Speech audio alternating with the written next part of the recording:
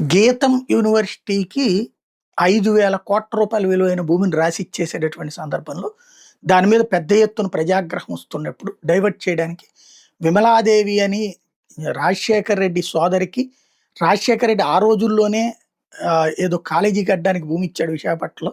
దాన్ని ఆవిడ చర్చి కింద మార్చేసింది. వీళ్ళు దుర్మార్గులు అంటూ సోషల్ మీడియాలో పెద్ద ఎత్తున ట్రోల్ చేశారు. సరే ఆవిడ నిన్ననే స్పందించింది. ఆ తర్వాత నేను క్రాస్ చెక్ చేసి వాళ్ళని అడిగాను అట వాళ్ళకి సంబంధించినటువంటి వాళ్ళని. ఏంది ఇది?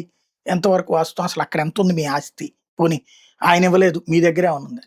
విశాఖపట్నంలో ఒక్క గజం భూమి కూడా లేదట వాళ్ళకి.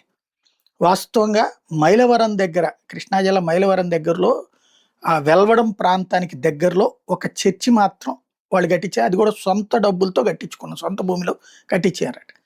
ఇంకోటి అప్పట్లో భూములు ఇల్లు కట్టడానికి సంబంధించి ఇందిరమ్మ ఇళ్ళు, రాజీవ్ గురకల్ప ఇల్లు కట్టడానికి సంబంధించిన భూమి కావాల్సి ఉంటే ఆ ఏరియాలో పబ్లిక్ దాన్ని అమ్మడానికి సిద్ధపడకపోతే, అంటే ప్రభుత్వం సేకరించడానికి అంగీకరించకపోతే వీళ్ళకే సంబంధించిన ఒక 5 ఎకరాల భూమిని ఇచ్చారట.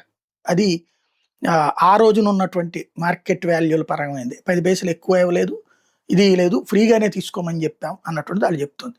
అట్లాగే వాళ్ళకి హైదరాబాదులో రోడ్ నెంబర్ 3 లాంటి చోట్ల ఇల్లుంటే అక్కడ ఏదైతే రోడ్డు వైడనింగ్ కోసం ఇచ్చినప్పుడు డబ్బులేం అక్కర్లేదు తీసుకోమని చెప్పారట.